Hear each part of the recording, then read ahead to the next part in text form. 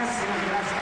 La Brigada Paralela en Libertad les da de verdad las gracias en este foro Bertolt Brecht, que hoy, como siempre, se viste de gala, pero hoy especialmente otra vez tenemos con nosotros a Carmen Aristegui.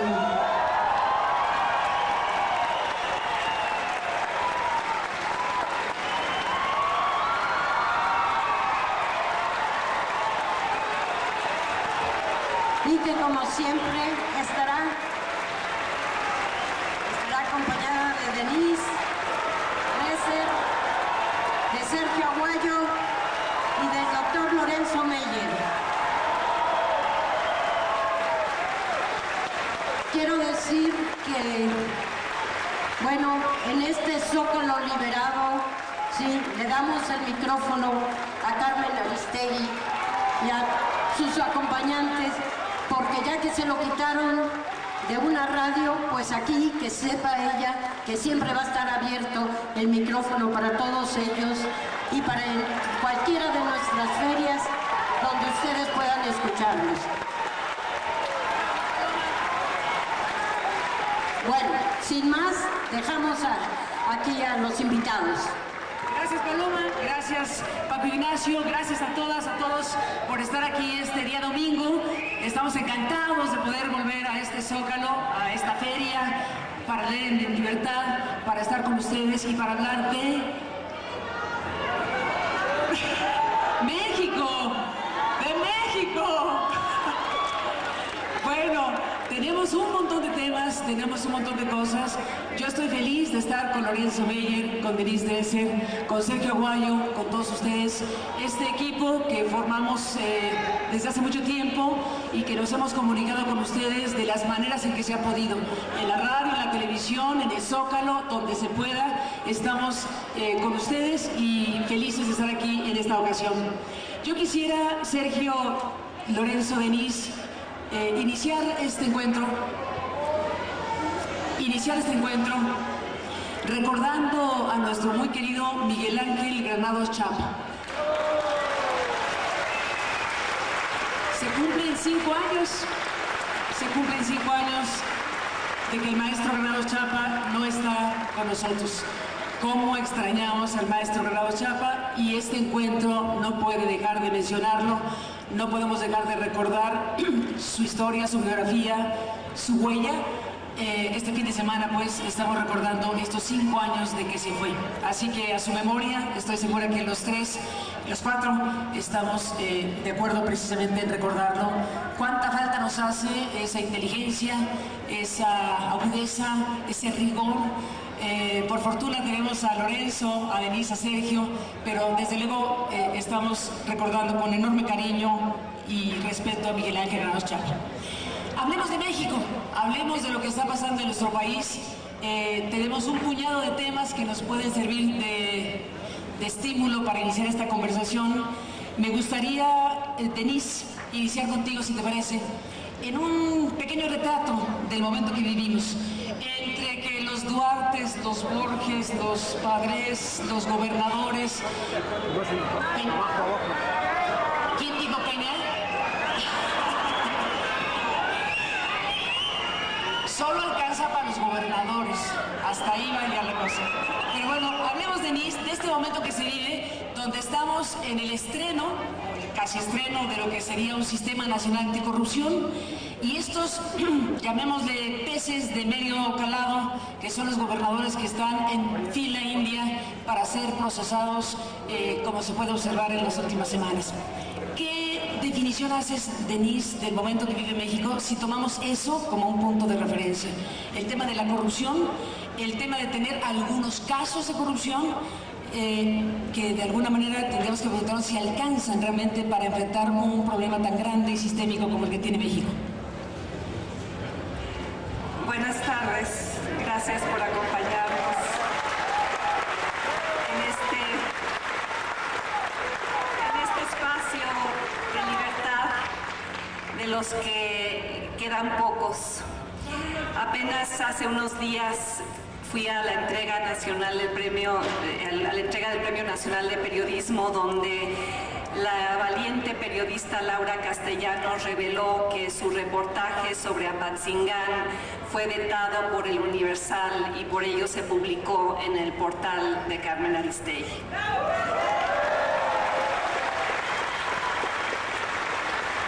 Junto con Proceso y Univisión. Pero defendamos esos espacios desde los cuales decir. Quisiera recordar una frase que puso Bill Clinton en su cuarto de guerra en su campaña presidencial. El letrero decía, es la economía, estúpidos, para recordarles a todos los que trabajaban con él el tema fundamental de su campaña política. Es la corrupción, estúpido, debería ser el letrero colgado en Los Pinos y en cada dependencia gubernamental de este país. Porque un tema que era considerado normal, un tema que no incidía en el cuestionamiento, en la evaluación del gobierno, que era la corrupción, ahora se ha vuelto el gran tema que está obstaculizando nuestro desarrollo democrático y nuestra evolución como país. Hoy Enrique Peña Nieto tiene la peor evaluación de cualquier presidente en la historia moderna, un 26% de aprobación, y muchos dicen que es porque las reformas no han dado fruto, que hay que darles tiempo, la coyuntura internacional, pero yo creo que ustedes están de acuerdo conmigo en que esa evaluación está vinculada directamente a la corrupción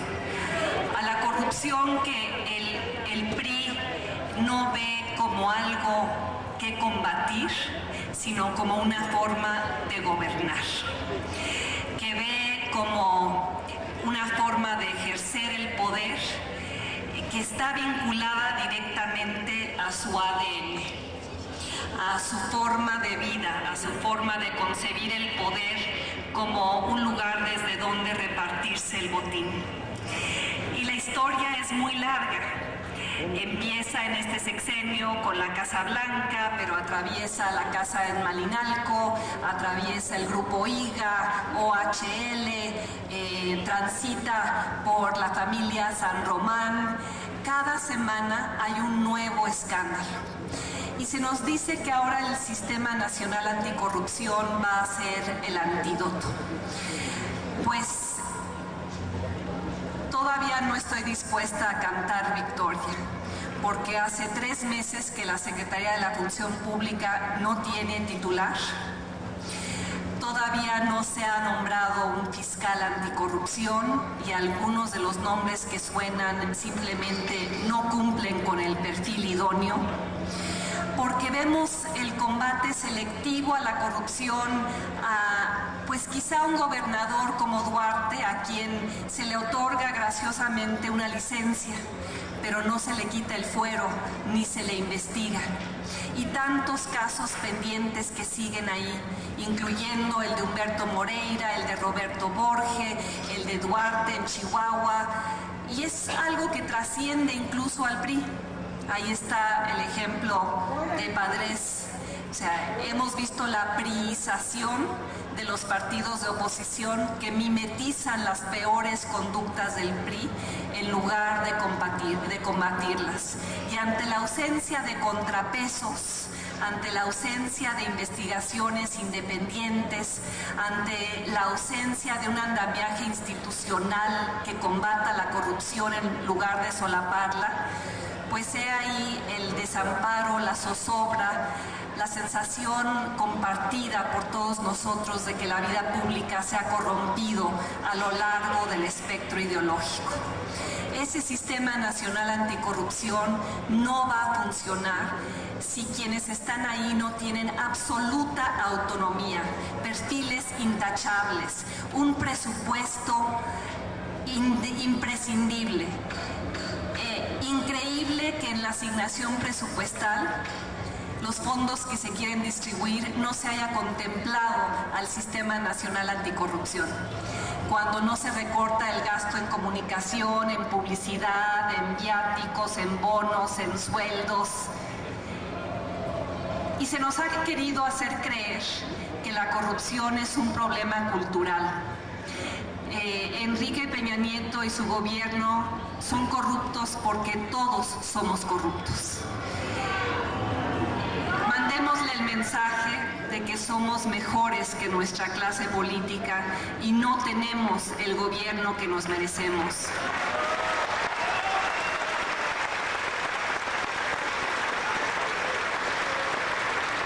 Hay muchas personas sentadas aquí con el calibre moral para arrojar una piedra, aunque el presidente dice que no queda nadie en el país que pueda aventar una sola.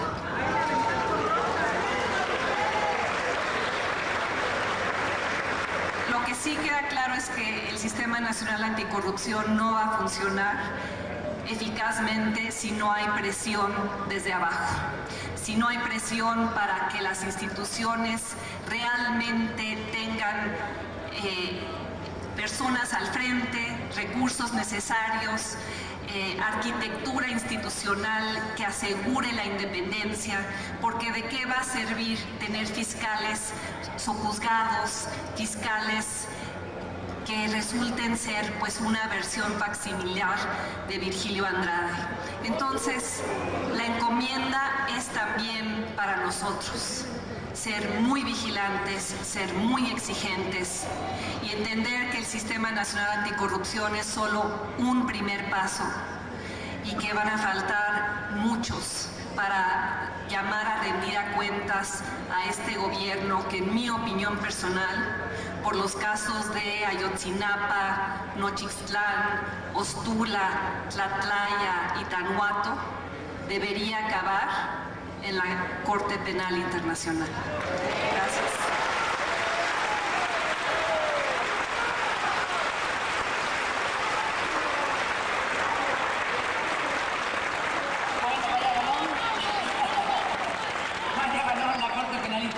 Palabras mayores, pero materia prima parece que sobra efectivamente desde hace varios años en México para que el Estado mexicano realmente pueda ser pasado a cuentas en los organismos internacionales de veras. Lorenzo Meyer, bueno, en este mapa general del país con un montón de cosas, los gobernadores, la corrupción, etcétera, pues hay un punto referencial obligado que es el 2018. Y entonces estamos aquí en esta especie de imaginario que vendrá alguien, podría venir alguien para solucionar los problemas de este país, y estamos adivinando quién de cada partido, quién va a ser un independiente, con sorpresas como las de este fin de semana, donde los zapatistas anuncian que van a lanzar una candidatura independiente con una mujer indígena para buscar la presidencia de México, y se colocan en un cóctel bastante singular en este momento del país. ¿Cómo ves, Lorenzo, la materia política, los ingredientes que se están observando en este momento? Difícil de adivinar, pero la mirada está puesta en 2018. Buenas tardes. Claro que la mirada está puesta en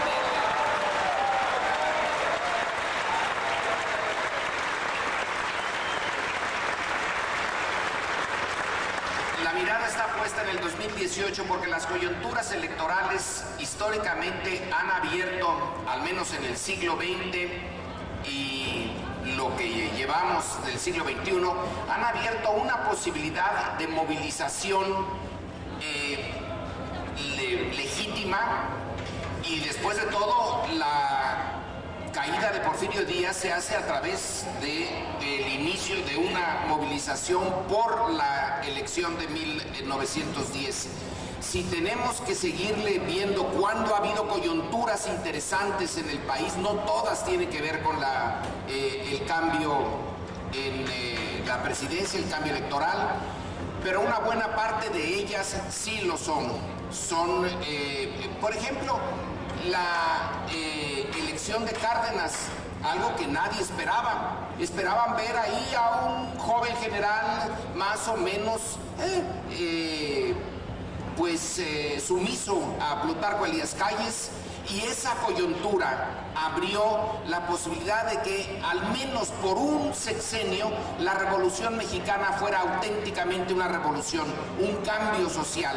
Antes de Cárdenas no lo hubo muchos cambios, pero no el social. Después de Cárdenas tampoco. Entonces ahí tenemos el ejemplo de otra coyuntura.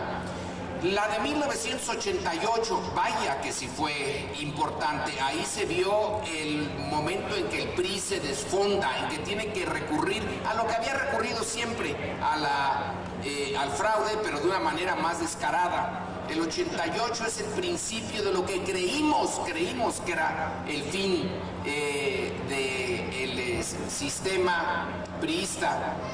El año 2000 abre otra coyuntura. Esta es quizá la coyuntura más triste, más históricamente más dramática, porque México pudo haber transitado en el 2000, haber empezado a transitar hacia el sistema que ahora, en el 18, seguimos demandando, seguimos exigiendo. Pero lo tuvimos todo en el 2010, tuvimos todo menos una clase política a la altura de la circunstancia. Ahí nos falló no solamente Fox, nos falló toda la clase política en ese momento. En el 2018 se nos cierran ya muchas posibilidades. La única, por ahora, y esa es mi perspectiva, no sé si sea la de ustedes, la única candidatura que va por el camino institucional es la de Andrés Manuel López Obrador.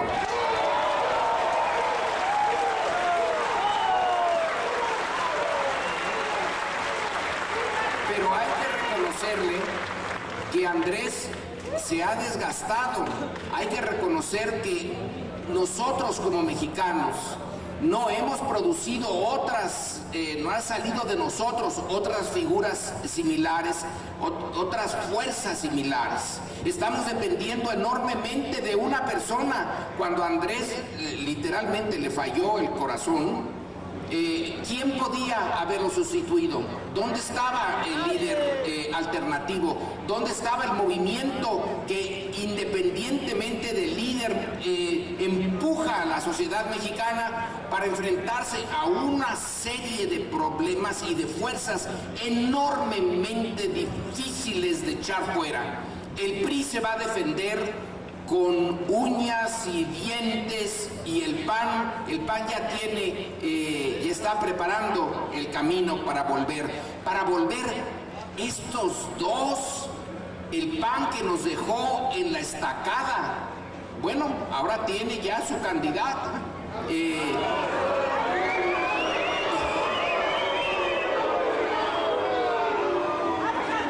Andrés Manuel, nos lo dicen las encuestas, tiene una cantidad de negativos enormes porque hay una parte de la sociedad mexicana que ya decidió, es resultado de una propaganda muy difícil, muy dura, muy difícil de superar, que fue la propaganda de Televisa, la propaganda del peligro para México, el usar casi la Guerra Fría, revivirla y entonces poner, en vez de lo de Moscú o La Habana, que ya no podían servir mucho, se puso en el 2006 a Chávez. Venezuela es la que está detrás de Andrés Manuel. La idea de un peligro ha quedado tan impresa en una parte de la sociedad mexicana que yo creo que ya no, bueno, y los corruptos, claro, los corruptos están atrás de eso. Ahora se ve que la declaración de 3 de 3 de Andrés Manuel López Obrador, que estaba, ahí hay un error, que tiene unos departamentos, que tiene unos bienes raíces, caramba, es ganas de jorobar, porque son los departamentos en Copilco que tenía con su esposa y que tiene que trasladarlo a sus hijos. Pero no se compara este 3 de 3 con la gran corrupción de la clase política. Lo están haciendo y lo van a seguir haciendo. Así que en el 2018 yo no estoy seguro de que se vuelva a abrir, al menos parcialmente, la posibilidad que se abrió en el año 2000.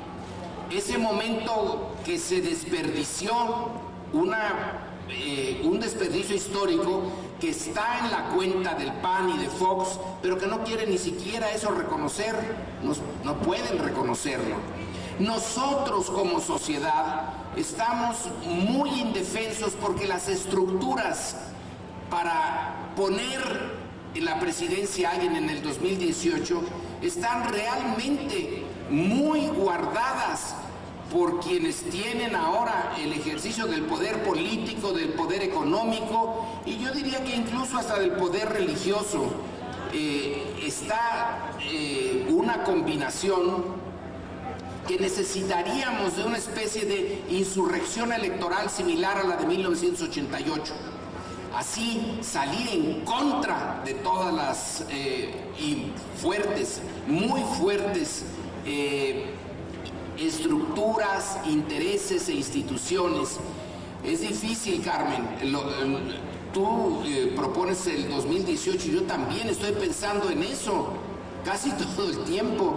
No encuentro bien la salida para nosotros. Sé que estamos descontentos, que el Estado mexicano está descompuesto, que la corrupción es uno de los indicadores más claros del alto grado de descomposición, que a veces a mí me pareciera que no vamos hacia el siglo XXI, sino vamos hacia el siglo XIX, cuando no había Estado en México. Pero ¿cómo salir de esto? Puedo entender cómo llegamos a esto.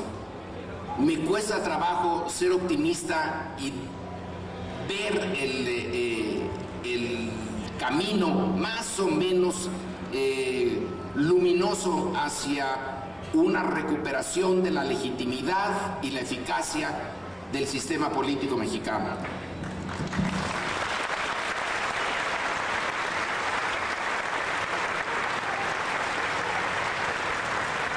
Sergio Aguayo, ¿qué dices?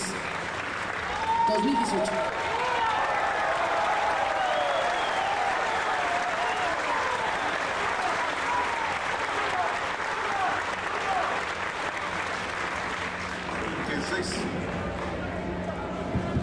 En 6 años que hicimos el programa, nos hicieron falta ustedes que nos acompañaran cada lunes por la mañana.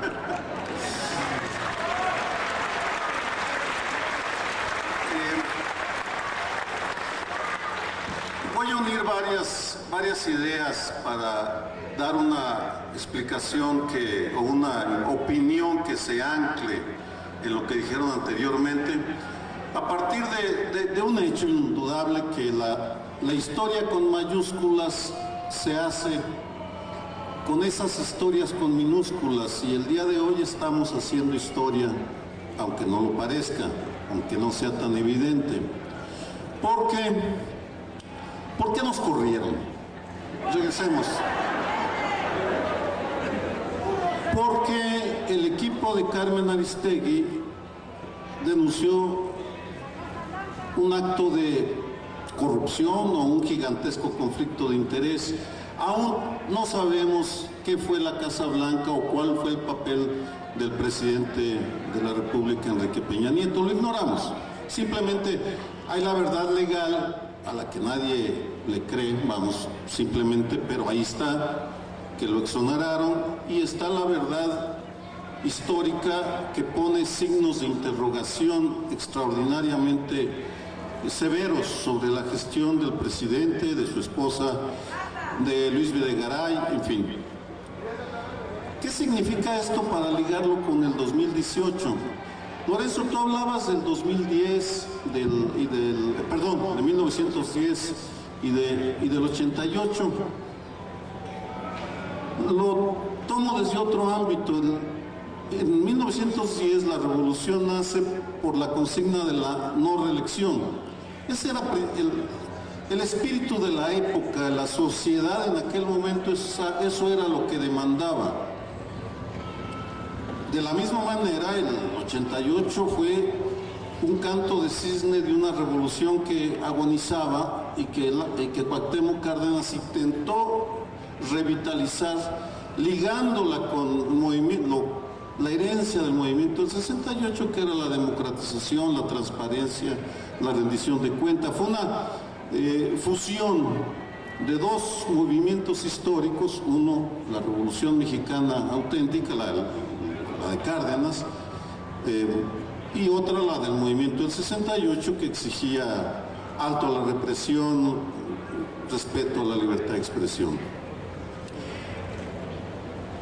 Vamos a la del 2018. ¿Qué vamos a buscar en el 2018? Tú hablabas de Andrés Manuel López Obrador y yo quisiera, recordando esas dos elecciones previas y sin negar la importancia histórica que tiene Andrés Manuel López Obrador, como una reflexión personal me parece que es necesario que ponderemos el papel de los candidatos presidenciales en la historia mayúscula.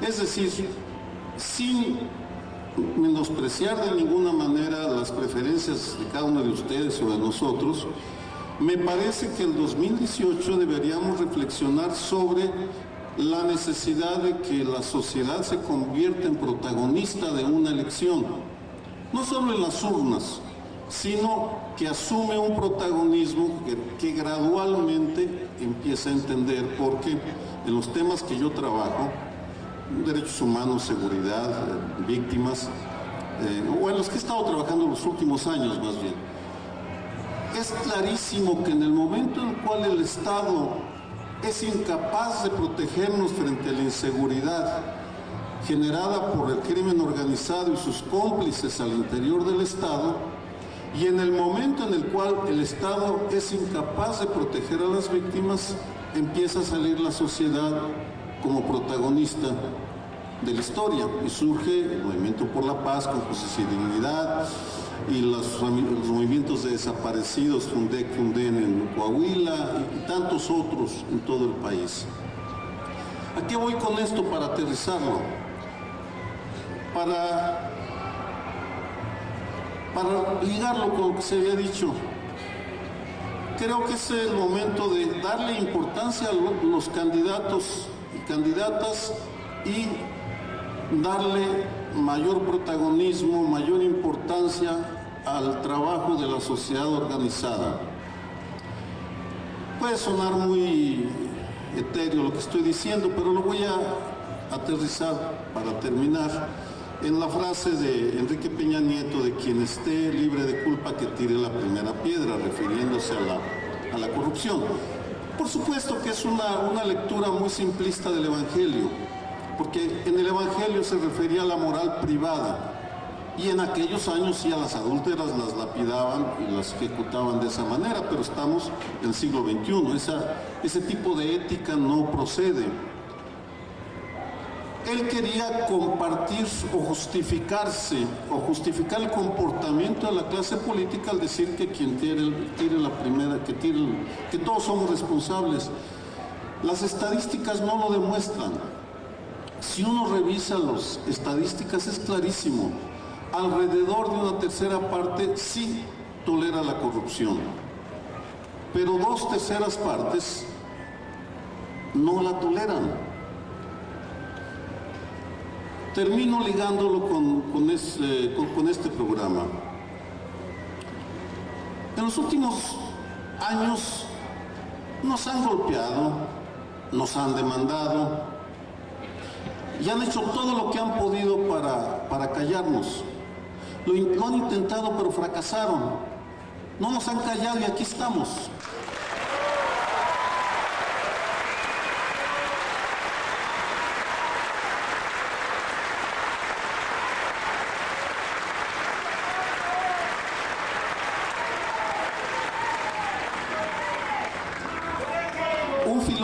Un filósofo alemán, no Bertolt Brecht, sino Carlos Marx, escribió alguna vez que la historia, cuando se repite, es como una comedia. Pero también la historia se puede repetir como una epopeya. Y en nuestro caso, en esta pequeña historia, el día de hoy, yo ratifico y me siento feliz de estar aquí porque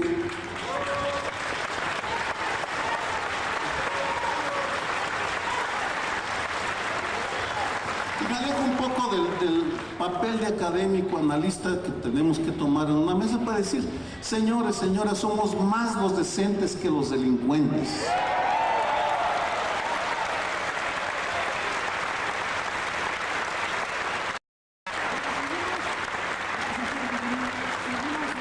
Intento de acercamiento, ya que entramos en materia, ya que Lorenzo Meyer planteó su perspectiva de las cosas, que Sergio Aguayo, no sé si terminaste de decir lo que querías decir. ¿Por qué no lo intentas otra vez? En esta parte de López Obrador, querías decir que la sociedad mexicana tiene que tener más papel, más protagonismo. ¿Estás pensando que hay candidaturas independientes? No, no necesariamente. Tenemos un problema sistémico que está corroyendo a las instituciones, no a la sociedad, porque esa es la trampa que nos tienden. La información no lo sustenta, no somos un país de corruptos. Lo que necesitamos es que la sociedad se organice y exija de mejor manera que transitemos a un sistema diferente. A eso me refería. No podemos. Vamos, porque si me quedara en el tema de las candidaturas independientes, tendría que regresar en la historia y saldría a marchar con Francisco I. Madero o con Cuauhtémoc Cárdenas, suponiendo que pudiera hacerlo. Pero ya nos demostró la historia que eso no es lo único que necesitamos. Necesitamos un buen presidente, pero necesitamos una sociedad muy bien organizada que le exige a quien quiera que sea. Venga, Denise, porque aquí hay un debate, que es el debate que vamos a tener y tenemos que tener como sociedad, efectivamente. Está la partidocracia, están los partidos políticos perfilando a los personajes que pudieran enarbolar las candidaturas presidenciales.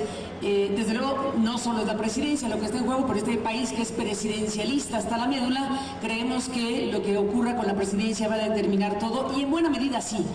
Pero estamos en este nuevo escenario legal donde aparece efectivamente la figura de los partidos políticos como actores principales de la competencia, pero después de N número de situaciones, capítulos y batallas, la figura de las candidaturas independientes.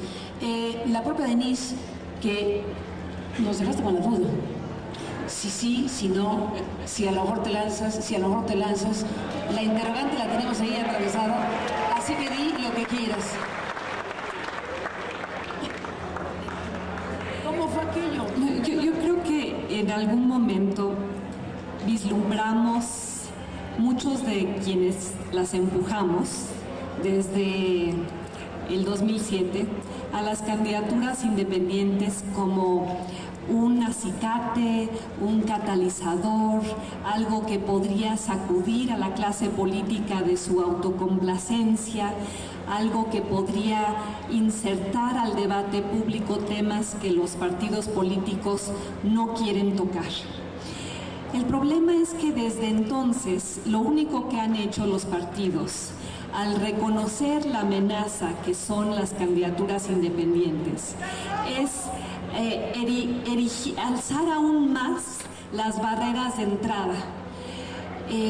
Porque los partidos en México tienen una situación privilegiada, inusual, extraordinaria en el mundo. Carretadas de dinero público, cero rendición de cuentas. El problema, como bien dice Sergio, es institucional, no es personal. O sea, con estas instituciones, con estos partidos, podríamos proponer a la Madre Teresa de Calcuta como candidata presidencial y acabaría al final del sexenio con una Casa Blanca.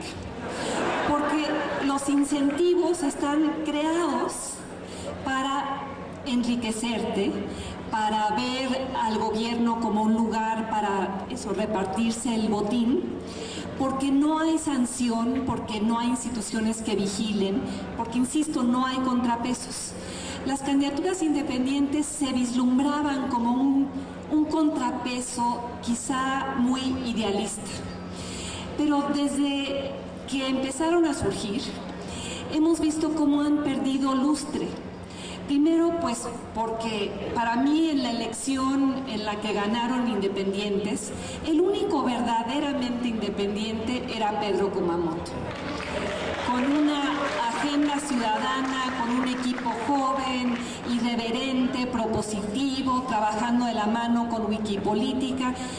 Yo a esas candidaturas independientes sí les veo un futuro a nivel local, a nivel municipal, a nivel de los congresos estatales, incluso a nivel de las gubernaturas. Pero una candidatura presidencial a la presidencia, una candidatura presidencial en este contexto, bueno, es por lo que he visto y por los obstáculos ahí colocados por los partidos y colocados por el establishment y colocados por los intereses enquistados, es más fácil lograr la paz en Medio Oriente que ser candidato independiente en México hoy. Por el dinero que se tiene que reunir, por la ausencia de exposición en los medios, por los requisitos, por la manera en la que intentan atacarte, desvirtuarte para que no contiendas. Y eso hace que los candidatos independientes sean van a ser una franja muy pequeña del electorado, con pocas posibilidades de tener una influencia real, sobre todo en un país en el que no debatimos.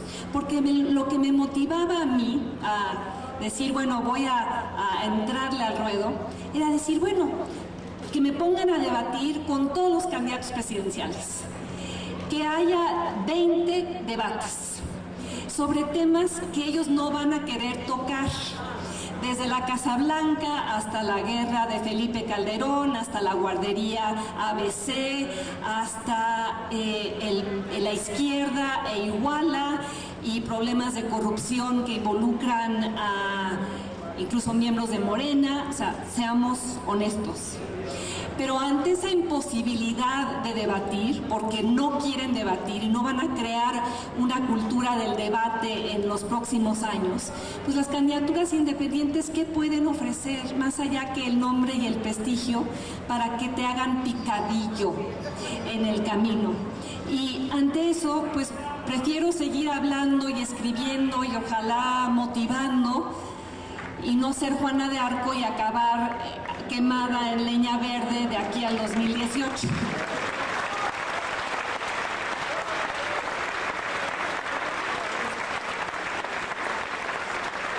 Bueno, dejamos pensando a Denise Dresser en esa circunstancia y en ese tema de las candidaturas independientes.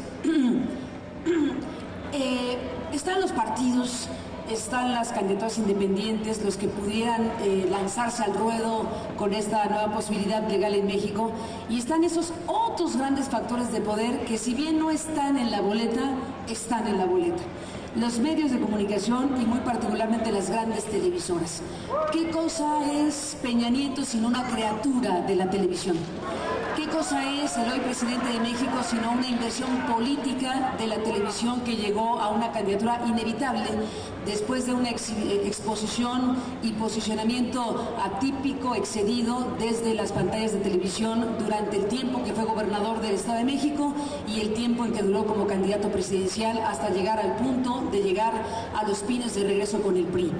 Ese ingrediente de poder fundamental que ha estado siempre ahí, pero que estuvo más en la elección presidencial del actual mandatario. ¿Cómo jugará ese factor Lorenzo Meyer en esta ruta hacia la formalidad de la transferencia de poderes en México? Yo lo veo a ese factor como parte de un problema mucho mayor. ¿Quién, dice Sergio, la sociedad, es el momento de la sociedad? De acuerdo, hace ya mucho tiempo que está la sociedad lista para rechazar a su clase política y al sistema en el que estamos viviendo. Pero están hecho de tal manera que las estructuras que van a dar o quitar el poder están en manos de muy pocos, de una burocracia burocracia muy fuerte, del INE en este caso, por ejemplo, que esos son los que van a canalizar y no van a canalizar la irritación, la enorme frustración de la sociedad. Está el hecho de que la mitad de los mexicanos están clasificados como pobres y ellos son un material muy vulnerable para que, aunque estén descontentos, se les pueda cooptar y se les pueda canalizar. La sociedad mexicana libre, para ser libre se necesita ser relativamente libre de las necesidades materiales. Esto van desde los griegos, viene ese problema para la ciencia política. Cuando estamos viendo en Ecatepec, estamos viendo ayer, hoy sale también el otro reportaje de cómo se están distribuyendo despensas, tarjetas en el Estado de México, y que desde la presidencia. El secretario de la presidencia mismo está repartiendo a persona. Ahí está. Es un exceso. Un exceso y les importa poco. Les importa poco. Están abiertamente usando a la parte más vulnerable de la sociedad mexicana para mantener el sistema que creó esa mitad vulnerable en primer lugar. Es un círculo perverso y en ellos también se ceban las televisoras. Están hechas para esa parte de la sociedad. La otra parte, la que tiene ya acceso a las cadenas internacionales, a otros medios, es mucho más libre. La que está encadenada cultural, económica, políticamente, es esa parte pobre. Claro que han de estar hasta ahí, han de estar hasta ahí del sistema. Yo creo que están conscientes del sistema en el que están, pero saben que, o consideran, y aceptemos esto que es racional, el voto, ¿para qué me ha servido? Históricamente, para nada. Si puedo conseguir una tarjeta de 2,750 pesos por el voto, bueno, es racional su decisión. Es terrible para el proceso político, para el largo plazo, pero ¿de cuándo acá pueden darse el lujo de largo plazo? El largo plazo nos lo podemos dar nosotros, pensar en el largo plazo. Hace ya tiempo que un estupendo antropólogo, Oscar Lewis, describió la cultura de la pobreza, y uno de los puntos más importantes que puso es: para ellos no existe el futuro, no existe el largo plazo, existe el aquí y el ahora, porque quién sabe cómo sea mañana. Si de la Secretaría de la Presidencia llegan y ofrecen y dan que el futuro, ¿qué va a ser? Puede que sea mejor, puede que sea peor. De momento adquiero esto, los que tienen poder me piden el voto. Bueno, el voto no ha valido gran cosa y 2,750 pesos, bueno, por fin el voto va a valer. Es una perversión y en eso están los medios.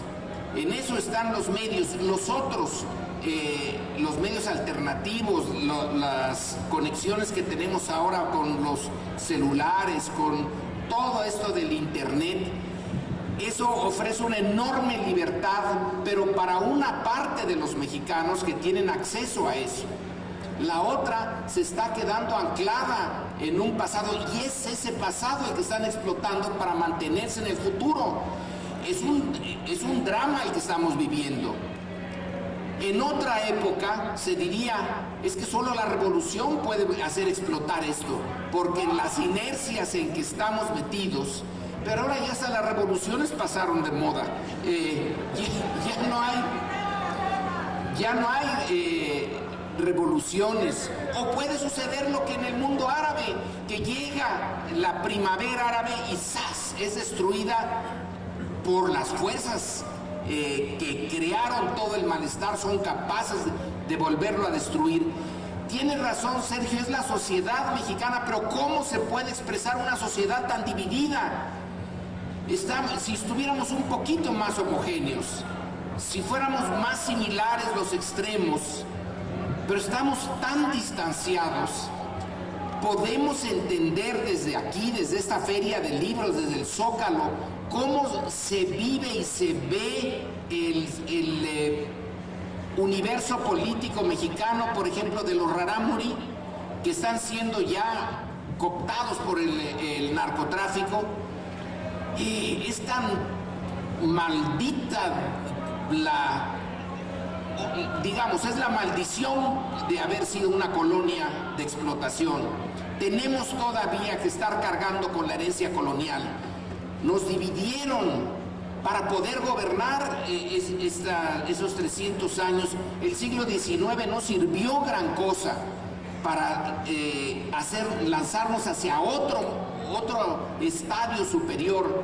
El siglo XX nos lo tragamos con un sistema autoritario y ahorita en el XXI ya no sirve nada, pero nos dejaron esa sociedad tan dividida que cuando Sergio dice, bueno, de ahí tiene que salir, bueno, pues va a estar difícil, porque hay una parte que sí puede salir y otra parte que está tan abajo que para el 2018 yo no veo que salga, y sí veo Ecatepecs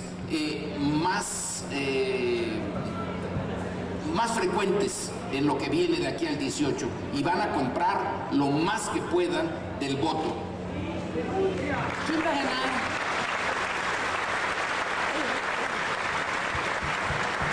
¿Quién va a ganar 2018, Sergio Aguayo? ¿Las redes o la televisión?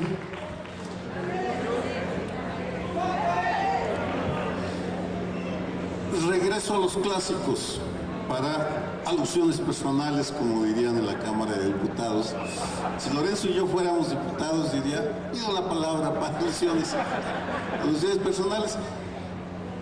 Hegel, otro filósofo alemán, definió al estadista persona, porque él hablaba de persona cuando decía el estadista, quien era capaz de interpretar el espíritu del momento, interpretarlo para regresarlo a la sociedad y ser capaz de llevar a la realidad, a la práctica, su diagnóstico. Esa definición de estadista nos ha perseguido en México toda la vida. Y no niego de ninguna manera la importancia de los liderazgos carismáticos, de las grandes líderes que hemos tenido, pese a todo, y que han logrado transitar una etapa de la historia y que supieron interpretar. Los líderes del 68 dieron una lección de capacidad de interpretación de la historia y de integridad en su tránsito por nuestra vida. No existe, coincido contigo, en este momento, o no existen liderazgos individuales capaces de interpretar el momento que estamos viviendo en el plano nacional. La alternancia barrió con una generación, con la nuestra, Lorenzo. La generación del 68 quedó aniquilada en las frivolidades de Vicente Fox, en las corruptelas del Partido de la Revolución Democrática, en la invención del verde que prostituye la nueva agenda social, en fin, podría seguir. ¿Esto quiere decir que no hay alternativa? No, porque la historia nunca para. Voy a enumerar solamente algunas de las fuerzas que se están expresando a partir de lectura de tejido social o de capital social positivo. El Estado de México es un páramo en tejido social positivo. En el Estado de México va a ser una catástrofe, no porque sean buenos o malos gobernantes, sino porque se agotó el modelo y no tiene el tejido. El Distrito Federal es diferente, para hablar de vecinos. En el Distrito Federal se ha acumulado un tejido social que tiene ahora frente a sí varios retos simultáneos. En lo general, ¿qué va a ser en el 2018? No solo para presidente, ni para jefe de gobierno, sino en las delegaciones, o si ya hay municipios, porque se ponen de acuerdo con el constituyente. pero tiene retos muy difíciles la sociedad organizada de la capital. En Chiapas está el Chiapas corporativo del Niño Verde que controla una parte del aparato, y están los zapatistas que deciden lanzar otro reto. ¿Cómo va a pasar? Creo que ese es el enigma para Andrés Manuel López Obrador principalmente, y ojalá y lo sepan manejar Andrés Manuel y los zapatistas, porque creo que el PRD va a tener otras preocupaciones, y el candidato que tengan no va a ser, no va a tener tiempo para pensar en eso, sino para mantener las prerrogativas del partido. Está Chihuahua. Curiosamente, Javier Corral, si uno revisa la forma como llega al poder, bueno, es un panista que lo critican algunos panistas por decir que es un traidor al PAN. Javier llega a la gobernatura apoyándose en una sociedad civil, porque Ciudad Juárez y la capital y otros municipios tienen un tejido social muy fuerte, por razones históricas. Esto es que aquí tú no puedes inventar la historia. En Tamaulipas no hay sociedad civil, casi, muy escasa. En Coahuila sí. Por tanto, la reacción es diferente. Las televisoras. Me parece que las televisoras hay que verlas más ya en el plano cultural, como expresión de un México y de un mundo que se está diluyendo muy gradualmente, y que está siendo sustituido en el día a día por los teléfonos, por el internet, en donde otras empresas, igual oligopólicas también, están dando los instrumentos para golpear a las televisoras. Es decir, el principal ataque de Carlos Slim a Azcárraga no es en las acciones, sino es en difundir una red, y lo mismo Telefónica, lo que sea. Es decir, a lo que voy, y lo sintetizo, preparémonos para una etapa aparentemente caótica, pero en la cual, y ya regresaremos pronto al aire, podremos ir haciendo un mapa del tejido social positivo y negativo.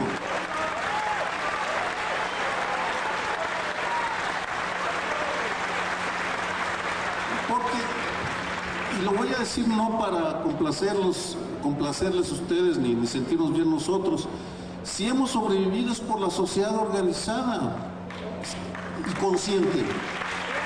Si vamos a regresar al aire y vamos a hacer la mesa de opinión más influyente durante el 18, va a ser por ustedes, y porque también nosotros hemos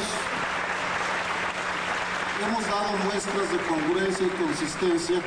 Y me da mucho gusto, Denise, ya que lo dijiste, sí, qué bueno que te quedas aquí. No es el momento, tal vez eres joven, ojalá y cambie el sistema.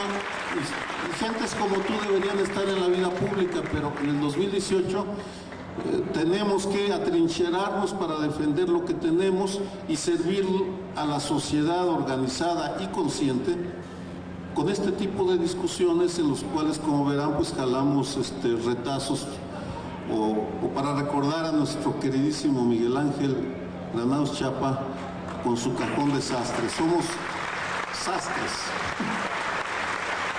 Gracias, bienvenido. Por cierto que aprovecho para comentar que por ahí surgió una versión. Doña Julia Klug tiene ahí un cartelón que dice que regresamos el 17. O sea, mañana. No, no estamos listos todavía. Estamos trabajando para tener un programa de radio, televisión digital, que es en donde estamos trabajando en nuestro portal de noticias. Estamos desarrollando ahí nuestra tarea. Esta mesa está siendo transmitida en ese portal en este momento. La vamos a dejar on demand para que la puedan ver ustedes, y seguiremos haciendo este ejercicio con Denise, con Lorenzo, con Sergio, con nuestro equipo. Estamos construyendo ese espacio, pero aprovecho el viaje para decir que nosotros no tenemos un lanzamiento, como se dice, el día de mañana 17. Alguien lanzó esa idea, que más quisiéramos, pero aún nos falta un tramito que tenemos que terminar de aterrizar, y vamos trabajando paulatinamente, estamos ofreciéndoles a ustedes información, noticias, reportajes especiales, mesas como esta, cuando nos da la oportunidad la vida de tenerlas en el propio portal, y hemos ido construyendo, no hemos dejado de trabajar, estamos en contacto con ustedes a través de las redes, de Facebook, de Twitter, del portal de noticias, de estos encuentros públicos, pero estrictamente lo que se conoce como un lanzamiento de un programa, que lo vamos a tener, yo espero que pronto, pero nos hemos topado con las complicaciones propias de desarrollar un proyecto independiente como este, pero no estamos desconectados ustedes y seguimos trabajando de aquí a que tengamos este formal lanzamiento, pero aclaro y aprovecho el viaje. Los veo a Denise, a Lorenzo, a Sergio, y por la mirada de ustedes muy escépticos de todo. Los veo muy escépticos. Y entonces permítanme cerrar este encuentro, porque creo que es hasta la 1, y como aquí ya saben, ¿no? Es como la panadería, ya salimos, las otras vienen las que siguen en el siguiente encuentro. Yo digo que sería bueno detenernos en esta parte final en alguien que nos permita respirar, en alguien que nos inspire, en alguien como quien quisiéramos que gobernara a un país democrático.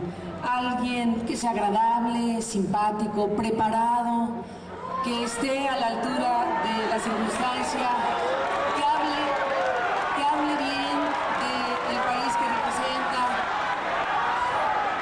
Déjenme terminar.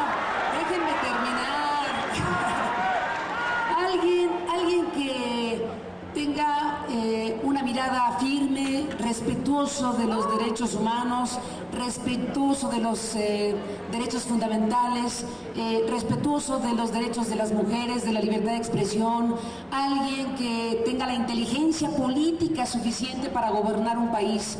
Hablemos de Donald Trump. Lorenzo, no podemos irnos. Lorenzo, ¿qué hacemos con Donald Trump? Es un peligro para México, eso sí. Bueno, ya el tiempo ya no nos lo permite, pero fijémonos mucho en lo que está pasando en Estados Unidos, porque ahí hay tema para nosotros también, no solamente porque nos amenaza, sino porque ahí tenemos a una de las democracias reales, nunca ideal, pero una de las más fuertes, y hay que ver cuando una clase política no se pone a tono con esa sociedad, cómo pueden surgir del fondo una energía mal dirigida, porque es una energía llena de odio, buscando al enemigo más epidérmico, más fácil para volcar su frustración. Esa frustración de la sociedad americana que se expresa en Donald Trump, que es impresentable de cualquier punto de vista, pero eso estaba allí desde hace mucho tiempo. Y el sistema económico es el neoliberalismo que acabó con la herencia de Roosevelt del Estado benefactor. Bueno, no acabó, pero está tratando de acabar. Eso debe de ser, si pasa allá, va a pasar también en muchas otras partes. Pero el otro punto, Carmen, que es bien importante, es que no tenemos nosotros como mexicanos, ya que nos agarró de su chivo expiatorio, ya que dijo que los mexicanos son los que roban los empleos, y cuando no los roban allá porque están como indocumentados, los roban aquí porque aquí llega la Ford Motor Company, etcétera, y les paga una bicoca, y desde aquí se roban los empleos de allá. No tenemos defensa clara frente a eso. ¿Y cuál es la mejor defensa? ¿Qué defensa podría tener nuestro país frente a eso? Podría tenerla relativa, porque no hay forma de evitar la simetría del poder, si tuviéramos instituciones fuertes, si tuviéramos legitimidad, un sistema con una fuerte estructura institucional y una gran legitimidad de su gobierno, podría enfrentarse a Trump. No digo que ganara, pero sí podría enfrentarse y defender algo, en vez de andarlo invitando a escondidas a Los Pinos, que llega, se reafirma Y se va tan tranquilo y en la tarde, allá en Arizona, dice, fui y les dije que ellos tienen que pagar la muralla y si no lo saben, pues peor para ellos, porque se van a enterar cuando llegue yo al poder. Nos hemos desarmado con el sistema económico, pero nos hemos desarmado sobre todo moralmente, porque ¿cómo le podemos decir y detener a esa fuerza tan negativa que tiene su razón de ser, pero que está expresado en este personaje increíble de Donald Trump? Si aquí el sistema político tiene más o menos mutatis mutandi, pero los mismos características de Trump, mentiroso, corrupto, incapaz de entender y defender el interés nacional. Vaya que si tenemos problemas con Trump, porque tenemos problemas con nosotros.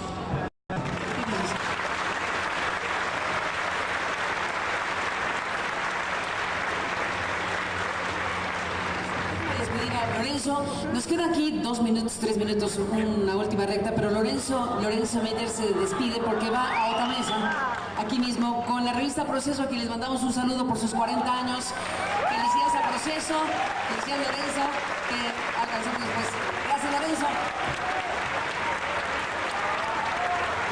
No, despedía a Lorenzo, pero cerramos con Paco Ignacio. Con Sergio, que ibas a tomar la palabra, y con Denis. Venga. Entra Paco Ignacio Taibo. Sale Lorenzo Meyer, entra Paco Ignacio Taibo. El papel de Lorenzo Meyer, Paco Ignacio Taibo. Venga, Paco Ignacio, ¿cómo estás? Nos quedamos en Trump y quedó aquí la palabra para Sergio y ahorita regreso contigo, ¿te parece? Muy breve. El gran Pete 2, el hombre de los 4 carburadores. Lleno de energía, me impresiona cómo trabaja Paco Ignacio. Estados Unidos sigue siendo un enigma que no logramos incorporar en nuestro proyecto de país. ¿Qué es? ¿Aliado? ¿Enemigo?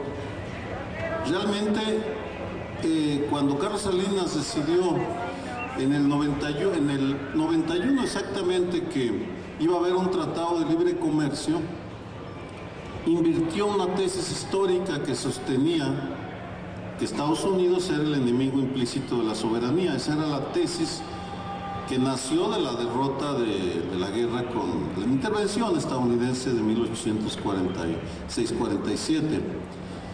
Fue una inversión tan abrupta que nunca pudimos digerirla. Y, por tanto, esto lo vimos en la manera tan patética, burda, con la cual Enrique Peña Nieto creyó que podía manipular el sistema político estadounidense, de una ingenuidad notable, porque no entiende las fuerzas que están sacudiendo Estados Unidos. No es solo la élite, Estados Unidos está siendo sacudido por su sociedad, que está tan insatisfecha con nosotros, aunque por otros motivos. La globalización les golpea de una forma diferente que a nosotros. En ese sentido, 2 ideas que seguramente iremos abordando como uno de los ejes de la mesa ahora que regresemos. Distinguir la competencia de las élites o la llegada seguramente de Hillary a la presidencia, lo cual no anula que las fuerzas antimexicanas van a seguirse manifestando y vamos a tener que encontrar respuesta. Y nuestra mesa puede ser un buen lugar para que vayamos discutiendo cotidianamente lo que eso representa para nuestro país y para los diferentes sectores de nuestra sociedad. No es lo mismo la frontera, culturalmente muy relacionada con sus contrapartes en Estados Unidos, que la Ciudad de México o Chiapas. Les propongo que cierre Denis Dresser y para cerrar Paco Ignacio, nuestro anfitrión, quien nos invitó a este espacio del Zócalo. Denis. Lo sorprendente no es que Donald Trump sea candidato presidencial. Lo verdaderamente sorprendente es que haya más de 40% de la población estadounidense que hoy todavía lo apoya. Él es un reflejo de su tiempo y de un país que ha querido ignorar lo que viene arrastrando. Un país que sigue siendo racista, un país que sigue siendo misógino, un país que sigue siendo xenófobo, o partes de ese país cuyos peores demonios Trump ha atizado. Pero mandémosle un mensaje. Señoras, señoritas, feministas, todos, e incluyo a cada hombre sentado en esta habitación, porque la definición fundacional de feminista es creer que la mujer es un ser humano. Mandémosle a Trump el mensaje de no, no. Me sumo a Michelle Obama, quien ha dicho esto que tú dices, Donald Trump, es inaceptable.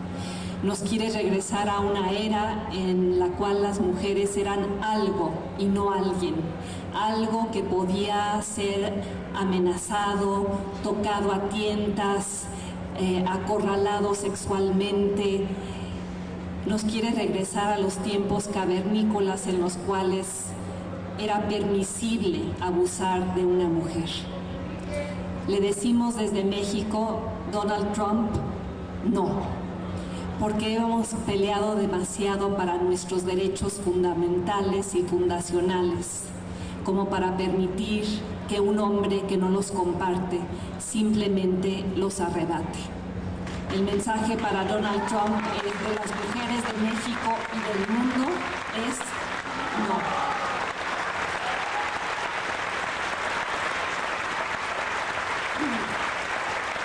Pues como está muy lejos, a lo mejor lo escuchó a Denis que habla bajito, a veces. Habla fuerte, pero a veces bajito. Así que aprovechemos este foro maravilloso y en el 1, 2, 3 podemos decirle no a Trump. 1, 2, 3. Papi Ignacio, para cerrar. Yo lo que pasa es que tengo otro ángulo diferente. En el siglo XIX se acuñó el término cipayos para designar a los batallones hindúes que colaboraban con el Imperio Británico para reprimir a los hindúes. Y entonces, a mí, Trump, la Hillary, todo ese universo político norteamericano me resulta distante, inquietante y sobre todo ajeno. Lo que me preocupan son los cipayos, los mandilones arrastrados y serviles a los dictámenes del Fondo Monetario Internacional, de la política gringa, de la OCDE, que están aquí, a la vuelta, a unos metros de nosotros, aunque bueno, Palacio Nacional no está ocupado por el presidente porque no se atreve a venir al Zócalo, ¿sí? Entonces, lo preocupante no es tanto los designios oscuros o semioscuros de la política norteamericana. Lo verdaderamente inquietante es el nivel de servilismo frente a la política norteamericana y la política sobre todo del gran proyecto neoliberal internacional que operan en México. Me tiene azorado ver cómo se aprobó la ley de playas en este país, que nos quitaron las playas a los mexicanos. Todo ello por presión de un lobby gachupín y de un lobby norteamericano hotelero para extender la línea de propiedad hasta el mar. Y de repente, cuacas, las playas ya no eran de los ciudadanos, ya no eran federales, ¿no? Me tiene verdaderamente desconcertado el nivel de servilismo. Ni siquiera, ya no les queda ni un milímetro de nacionalismo. No les queda nada. Tienen sus propiedades en castillos en Francia, en cuentas secretas en Suiza, en cuentas en las Islas Caimán, y además, bueno, son de los que piensan que el ideal era si la Lindavista se volviera como Kansas City, porque es una narcoburguesía, nunca mejor el término peyorativo empleado, ¿sí? Atrasada ideológicamente, de una pobreza endiablada y sobre todo con un horizonte que mira hacia el norte, en el que habría que decirles, amigos, pues si no les gusta el territorio, todavía hay un chingo de tierra en el Cerro de las Campanas para fusilar a los traidores.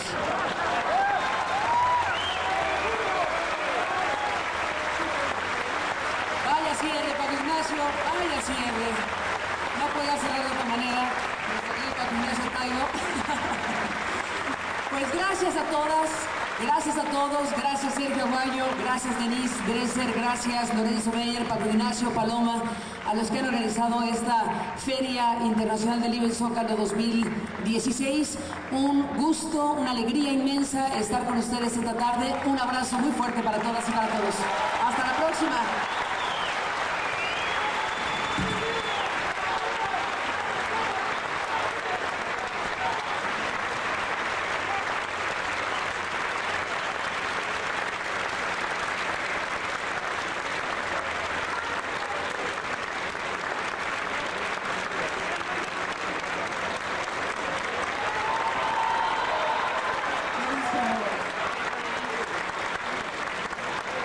Van a firmar, para impedir que infiltrados como el compañero, van a firmar del lado de allá sus libros, los compañeros. ¿Qué dijo MacArthur, citando sorprendentemente a Espartaco? Dijo, volveré y seré millones. Los compañeros regresarán. La libertad de expresión no se puede cerrar, es inevitable. ¡Qué bueno!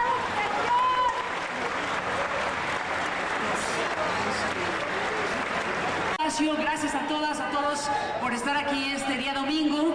Estamos encantados de poder volver a este Zócalo, a esta feria, para leer en libertad, para estar con ustedes y para hablar de México, de México. Bueno, tenemos un montón de temas, tenemos un montón de cosas. Yo estoy feliz de estar con Lorenzo Meyer, con Denise Dresser, con Sergio Aguayo, con todos ustedes. Este equipo que formamos desde hace mucho tiempo y que nos hemos comunicado con ustedes de las maneras en que se ha podido. En la radio, en la televisión, en el Zócalo, donde se pueda, estamos con ustedes y felices de estar aquí en esta ocasión. Yo quisiera, Sergio, Lorenzo, Denise, iniciar este encuentro recordando a nuestro muy querido Miguel Ángel Granados Chapa. Se cumplen 5 años de que el maestro Granados Chapa no está con nosotros. Cómo extrañamos al maestro Granados Chapa, y este encuentro no puede dejar de mencionarlo. No podemos dejar de recordar su historia, su biografía, su huella. Este fin de semana pues estamos recordando, si tomamos eso como un punto de referencia, el tema de la corrupción, el tema de tener algunos casos de corrupción que de alguna manera tendríamos que preguntarnos si alcanzan realmente para enfrentar un problema tan grande y sistémico como el que tiene México. Buenas tardes, gracias por acompañarnos en este espacio de libertad de los que quedan pocos. Apenas hace unos días fui a la entrega nacional del premio, del Premio Nacional de Periodismo, donde la valiente periodista Laura Castellanos reveló que su reportaje sobre Apatzingán fue vetado por el Universal y por ello se publicó en el portal de Carmen Aristegui.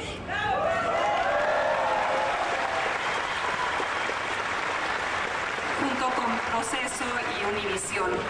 Pero defendamos esos espacios desde los cuales decir. Quisiera recordar una frase que puso Bill Clinton en su cuarto de guerra en su campaña presidencial. El letrero decía, es la economía, estúpidos, para recordarles a todos los que trabajaban con él. Estos 5 años de que se fue. Así que a su memoria, estoy segura que los 4 estamos de acuerdo precisamente en recordarlo. Cuánta falta nos hace esa inteligencia, esa agudeza, ese rigor. Por fortuna tenemos a Lorenzo, a Denise, a Sergio, pero desde luego estamos recordando con enorme cariño y respeto a Miguel Ángel Granados Chapa. Hablemos de México, hablemos de lo que está pasando en nuestro país. Tenemos un puñado de temas que nos pueden servir de estímulo para iniciar esta conversación. Me gustaría, Denise, iniciar contigo, si te parece, en un pequeño retrato del momento que vivimos, entre que los Duartes, los Borges, los Padres, los gobernadores.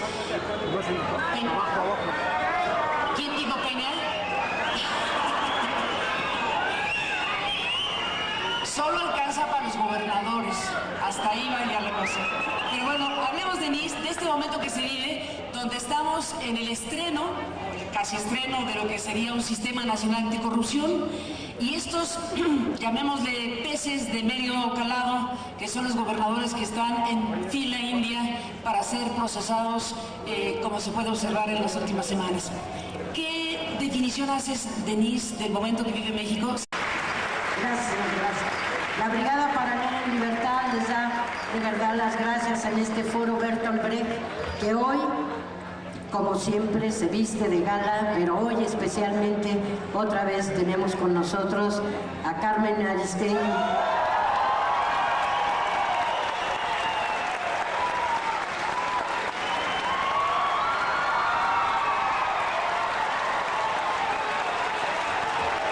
Y que como siempre estará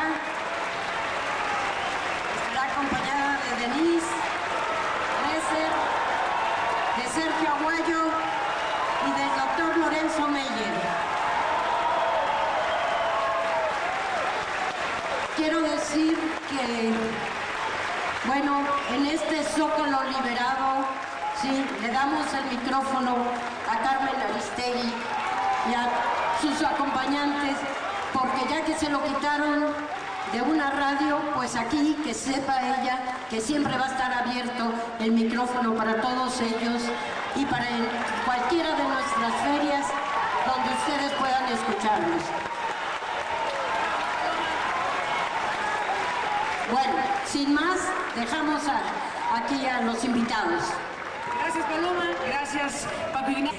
El tema fundamental de su campaña política.